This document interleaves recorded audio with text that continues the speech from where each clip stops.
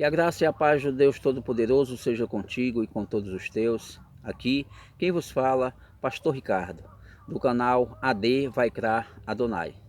Desta feita, queridos e queridas, vamos fazer uso da palavra de Deus em um texto que se encontra no Evangelho de Mateus, capítulo 1, do versículo 18 até o versículo 25. Porém, antes de darmos início à santa e gloriosa palavra do Senhor, antes de iniciarmos o estudo referente a estes versículos, gostaria eu de lhe pedir que, se você que ainda não é inscrito neste canal, se inscreva, dê o seu joinha, compartilhe este vídeo.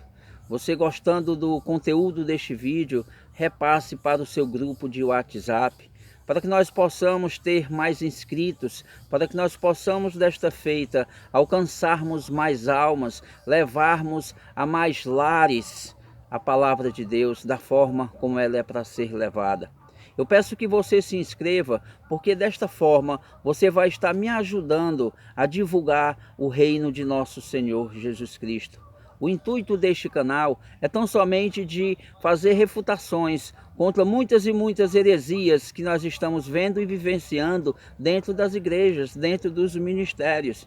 Por isso, queremos, através deste canal, fazer estas refutações, bem como trazer estudos interessantes, estudos que vai abrir a sua mente para a palavra de Deus, para que você entenda mais e melhor o conteúdo que está tanto no Antigo quanto no Novo Testamento. Desta feita, quero eu fazer uso da palavra do Senhor no Evangelho de Mateus, no capítulo 1, do versículo 18 em diante, o qual tem por epígrafe o nascimento de Jesus. Diz assim a poderosa palavra do Senhor: Ora, o nascimento de Jesus Cristo foi assim. Estando Maria, sua mãe, desposada com José, antes de se ajuntarem, achou-se ter concebido do Espírito Santo. Então José, seu marido, como era justo e a não queria infamar, intentou deixá-la secretamente. E, planejando ele isto, eis que em sonho lhe apareceu um anjo do Senhor, dizendo: José, filho de Davi, não temas receber a Maria, tua mulher, porque o que nela está gerado é do Espírito Santo, e dará à luz um filho, e o chamarás o seu nome de Jesus, porque ele salvará o seu povo dos seus pecados. Tudo isto aconteceu para que se cumprisse o que foi dito da parte do Senhor pelo profeta, que diz: Eis que a virgem conceberá e dará à luz um filho, e chamá-lo-ão pelo nome de Emanuel, que traduzido é Deus conosco. E José, despertando do sono, fez como o anjo do Senhor lhe ordenara, e recebeu a sua mulher. E não a conheceu até que deu à luz seu filho, o primogênito, e pôs-lhe por nome Jesus. Amados e amadas, vamos fazer uma sinopse destes versículos contidos aqui no Evangelho de Mateus, em seu primeiro capítulo. E eu queria chamar-lhe a atenção para o versículo 18, que diz claramente: Estando Maria, sua mãe, desposada com José. O que significa a palavra desposada? Esse desposamento, amados e amadas, é o que nós temos aqui, é o que nós conhecemos por noivado, né, aqui no nosso país. Só que o desposamento, conforme a tradição judaica, era algo mais sério. Por quê? Por que era algo mais sério? Porque quando um homem e uma mulher, um jovem e uma jovem, decidiam se desposar, decidiam ficar noivos, certo? Eles assumiam ali um compromisso mais sério. Esse desposamento tinha uma duração de 1 ano.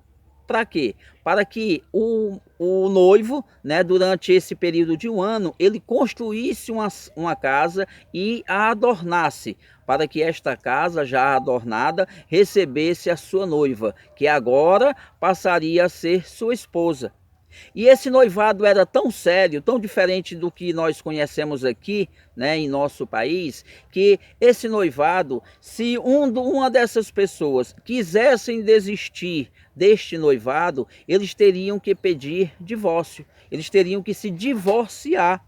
Bem como também, se uma dessas pessoas chegasse a falecer, né, a pessoa que ficou vivo era considerada viúva. Né? Então nós podemos ver claramente no versículo 18, na sua parte A, que Maria estava noiva. Maria até então não era esposa, não era mulher de José, mas ela estava desposada, ela estava comprometida seriamente já com José. No versículo 18, em sua parte B, vai nos dizer, antes de se ajuntarem. Queremos aqui, queridos e queridas, chamar a sua atenção. Por quê? Porque essa palavra aqui, ajuntarem, antes de se ajuntarem, ela vai entrar em conformidade com o que nós encontramos em Gênesis, capítulo 2, versículo 24, o qual nos diz claramente, portanto, deixará o homem seu pai e a sua mãe, e apegar-se-á a sua mulher, e ambos serão uma só carne. Ou seja, esta palavra apegar-se-á e se ajuntarem significava dizer que eles já estavam ali casados, já tinham se tornado uma família, e já tinha acontecido ali o casamento, né? Então nós podemos ver claramente, propriamente dito que este ajuntamento, este apegar-se-á, já era o casamento propriamente dito.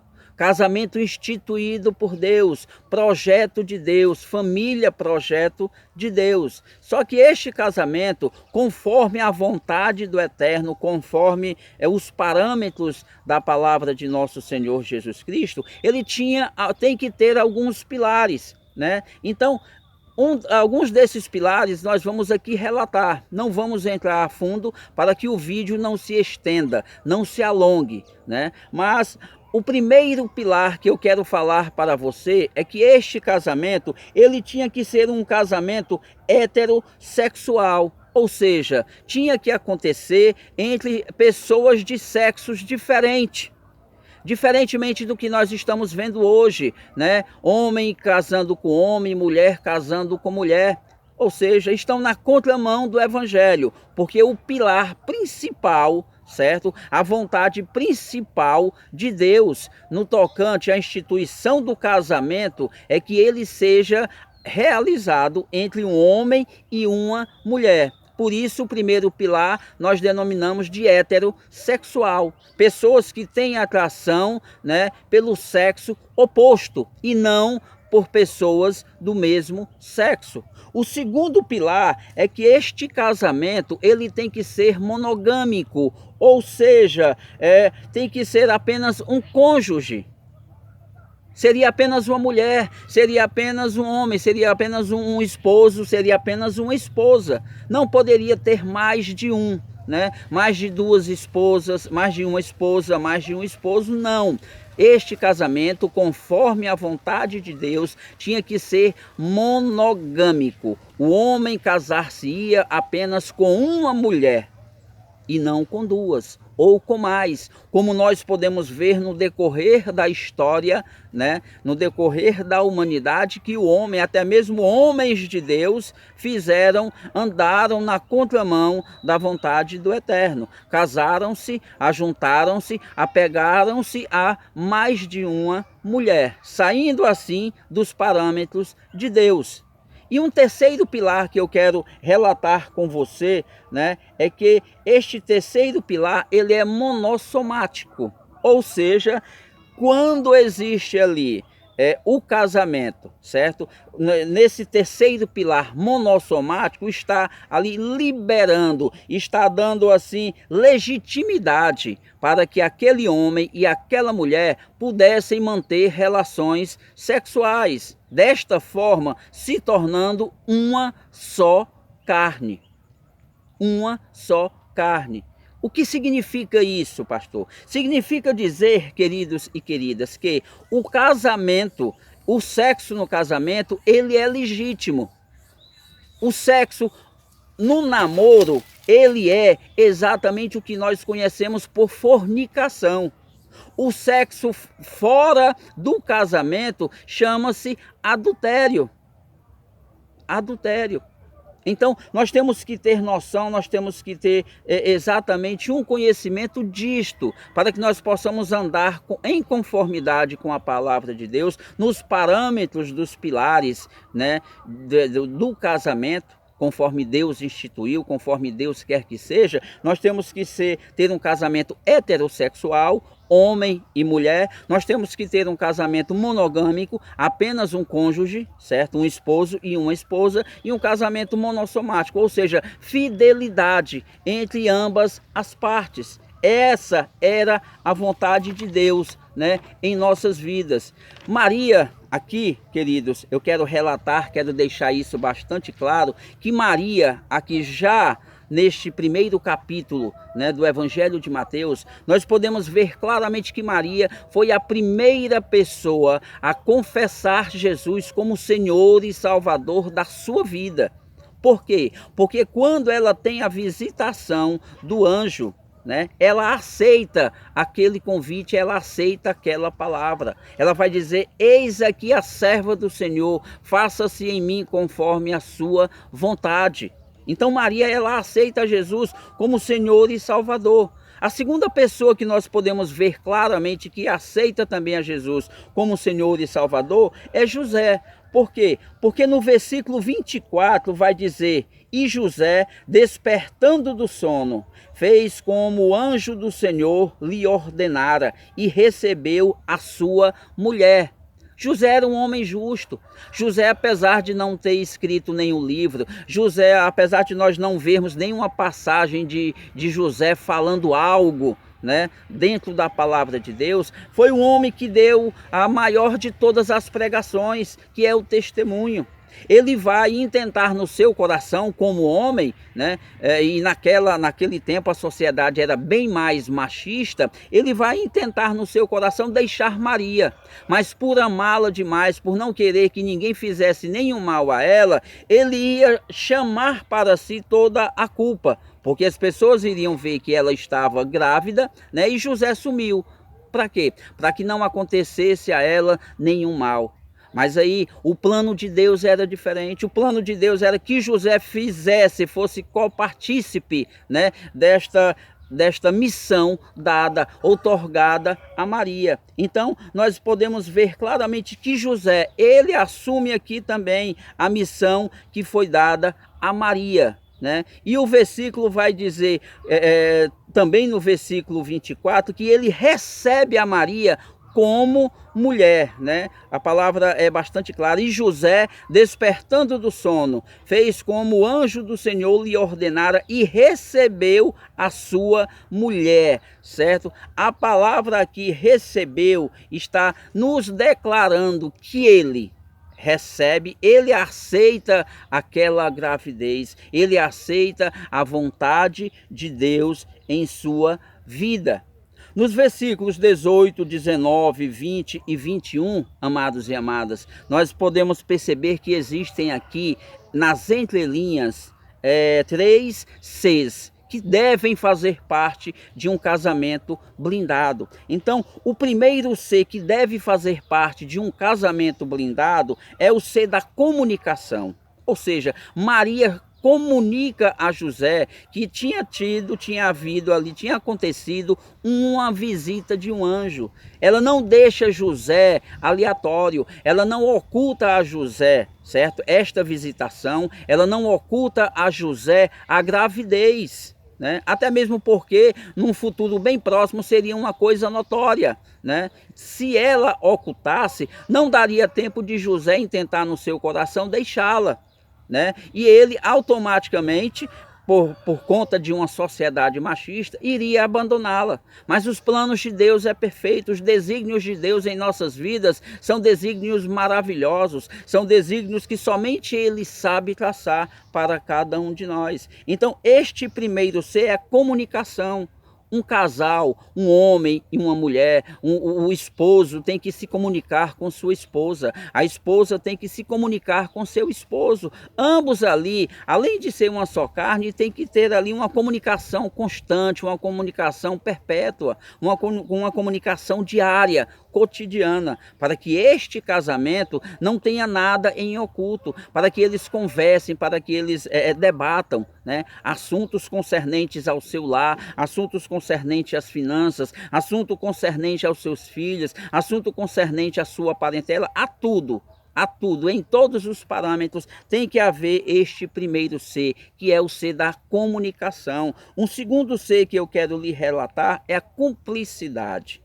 Quando Maria chega até José e comunica a ele o que tinha acontecido, José, né, de início ele vai tentar deixá-la, mas depois ele conhece, ele aceita a missão que foi dada a Maria. Ele vai aceitar esta missão e ele vai ser cúmplice desta missão. Ele vai ser copartícipe desta missão que foi dada à sua até então desposada, né, a sua noiva.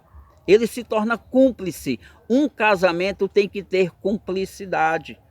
O marido e a mulher têm que andar juntos, né? Para onde um for, o outro tem que ir, na igreja, né? Em todos os ambientes, né? Evidente que tem que ter separação. Em alguns ambientes não pode o homem levar a mulher, nem a mulher levar o homem, né? Falo assim no tocante a trabalho, né? Ao trabalho secular, mas no trabalho ministerial, o homem, a mulher tem que acompanhar o homem e a mulher tem que estar ali presentes um com o outro dentro da igreja, dentro do ministério, crescendo e fazendo crescer aquele ministério o qual estão fazendo parte. Então, este ser de cumplicidade, ele também é importantíssimo, ele também é preponderante. Um segundo ser, né, é a confiança.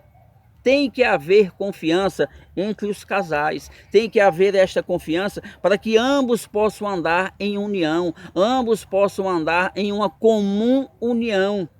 Desta forma, amados e amadas, o casamento fica blindado. Desta forma, o casamento é abençoado por Deus, né? Além dos pilares, esses seres que devem fazer parte cotidianamente do casamento, eles vão fazer com que aquele casal vivam de uma forma melhor, vivam de uma forma séria, vivam de uma forma verdadeira, né? Levando ali o seu lar, levando ali a sua família para um ambiente gostoso, para um ambiente prazeroso.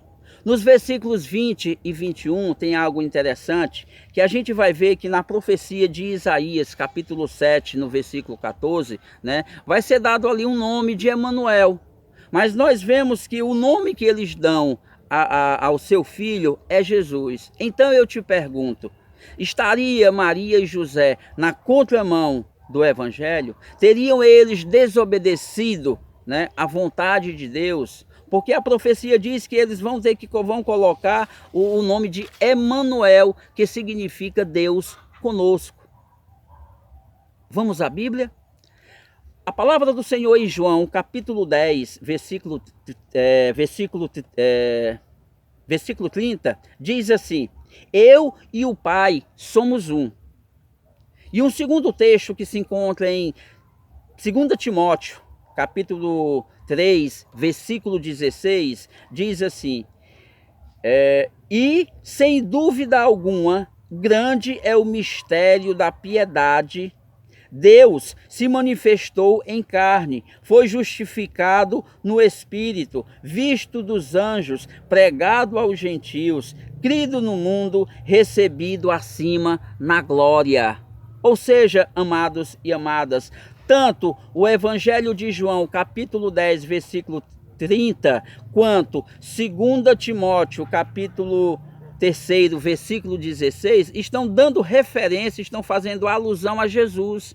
Então, quando diz, eu e o Pai somos um, Jesus aqui está querendo dizer que ele também é Deus, né? Nós cremos piamente na Santíssima Trindade, Deus Pai, Deus Filho e Deus Espírito Santo. Então, este Jesus aqui é o mesmo Emanuel, lá da profecia de Isaías. Este Jesus aqui é o Deus conosco, que se encarnou, né? Que veio morar exatamente conosco, veio fazer parte aqui desta terra para nos trazer o reino, para nos trazer a salvação. Agora, queridos e queridas, eu quero entrar em algo interessante, em algo importantíssimo, o qual este capítulo aqui, ele nos leva. Ele nos mostra claramente, e quando ele nos mostra claramente, ele vai derrubar uma tese católica, certo? De que Maria foi virgem antes, durante e depois do parto. É a própria palavra, não sou eu, vai ser a própria palavra de Deus que vai fazer esta refutação. É a própria palavra de Deus que vai mostrar claramente, né, que a tese católica do dogma da virgindade perpétua de Maria é carnal, é humano, é uma heresia. Vamos à Bíblia? A palavra do Senhor, já no versículo 25, na sua parte A, vai dizer assim: e não a conheceu até que deu à luz a seu filho primogênito. Percebam que a palavra primogênito, ela é clara, não tem uma outra palavra usada, tanto na tradução católica quanto na tradução protestante, a palavra é primogênito e não unigênito. Por quê? Esta palavra primogênito, ela deriva do latim, certo? Ela é a junção de duas palavras primus, certo? Primus com o, que significa exatamente o primeiro, certo? Primus é o primeiro. Aí vão fazer a junção de gênito, que é gerado. Então, é o primeiro filho que foi gerado. Foi o primeiro filho que foi gerado por Maria, no ventre de Maria. Foi Jesus. Depois, né? Depois virão os próximos filhos de Maria e José. A palavra é clara, a palavra é verdadeira, não tem como a gente duvidar da palavra de Deus. Podemos duvidar sim deste dogma mariológico, podemos duvidar deste dogma católico, mas a palavra diz, e não a conheceu. Esse não a conheceu significa dizer que José, amados e amadas, não manteve relações sexuais com Maria, né? Até antes e durante a gestação. Mas quando Jesus ali passa pelo período de desmama, José, ele já vai passar a ter Maria, vai conhecer Maria como mulher e não só como pessoa. Ele vai conhecer Maria sexualmente falando, né? Então, nós podemos ver claramente que a palavra primogênitos, derivada do latim, significa o primeiro que foi gerado, dando a entender claramente que depois de Jesus vieram outros filhos. Então, o dogma católico, criado ali no ano 649, no Concílio de Latrão, está derrubado, cai por terra, porque este dogma criado nesse século, no ano 649, criado pela ICAR, Igreja Católica Apostólica Romana, certo? Ela toma esse nome quando ela se une a Roma, porque até então era conhecida como igreja primitiva. Esse dogma vai cair por terra. E quem está derrubando este dogma não sou eu, não são pastores que estudam, não são lideranças que estão ali atentas à palavra de Deus. Não são, é a própria palavra de Deus que faz cair por terra, né? Ou seja, os nossos irmãos católicos estão vivendo uma heresia. Os nossos irmãos católicos estão debaixo de um dogma falso. Né? Quero aqui dizer que esse dogma da virgindade de Maria, ele é ele é conduzido até hoje, né? Os católicos, eles têm a seguinte tese. Eles dizem que a palavra de Deus naquele tempo, né? Os pronomes, os artigos, né? A língua naquele tempo era pobre. E eles querem dizer que a palavra esh em hebraico, ela significa irmãos ou primos. Ela dá um sentido de parentesco, né? Esh ou ek em hebraico, se nós formos levar para a tradução hebraica, nós vamos perceber claramente que seria realmente irmãos, seriam primos, na verdade. Só que tem um porém, amados e amadas. O Novo Testamento, ele não foi escrito em hebraico, não. Mas os católicos, os teólogos católicos, não dizem isso, não ensinam isso. O Novo Testamento, ele foi escrito em grego. Então, por ter sido escrito em grego, nós vemos claramente que no grego existe diferença entre a palavra irmãos e a palavra primos, né?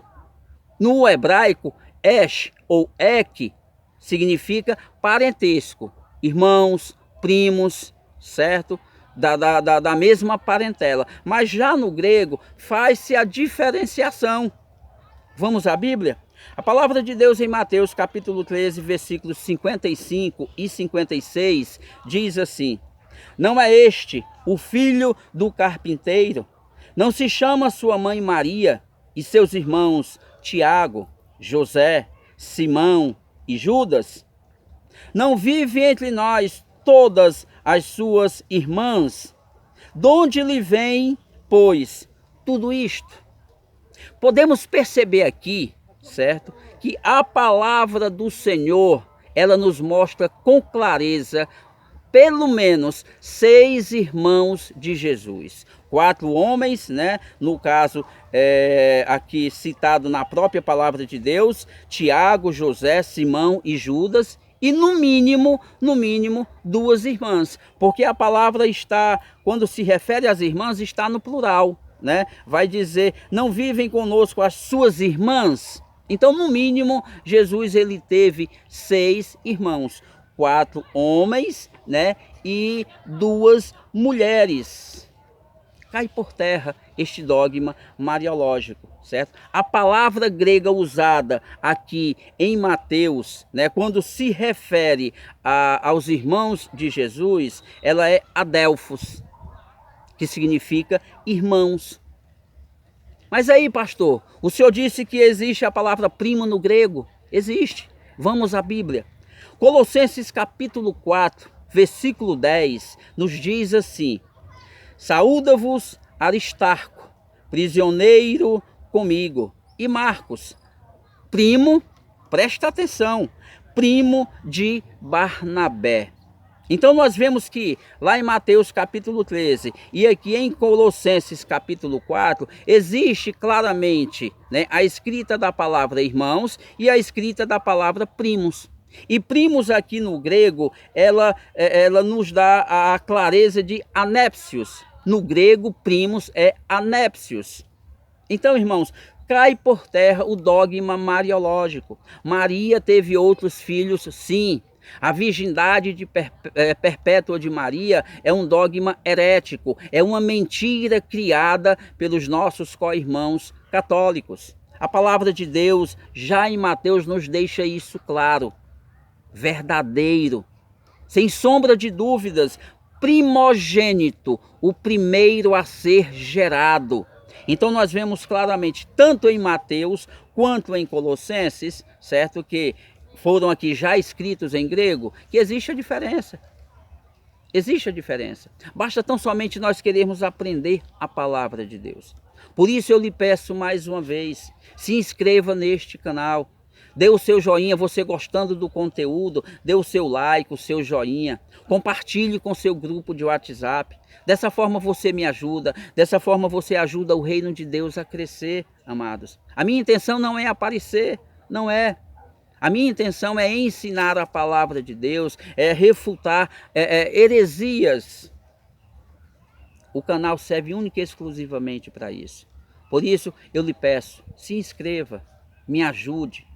Se você gostou do conteúdo deste vídeo, se você passou a entender agora que o texto principal aqui, certo, de Mateus capítulo 1, ele é justamente uma refutação a este dogma católico sobre a virgindade perpétua de Maria. Se você gostou deste conteúdo, se você aprendeu comigo, se você aprendeu com este canal de que Maria não foi virgem perpetuamente, se inscreva, dê o seu like e compartilhe. Que Deus vos abençoe na pessoa de nosso Senhor Jesus Cristo. E até o próximo vídeo.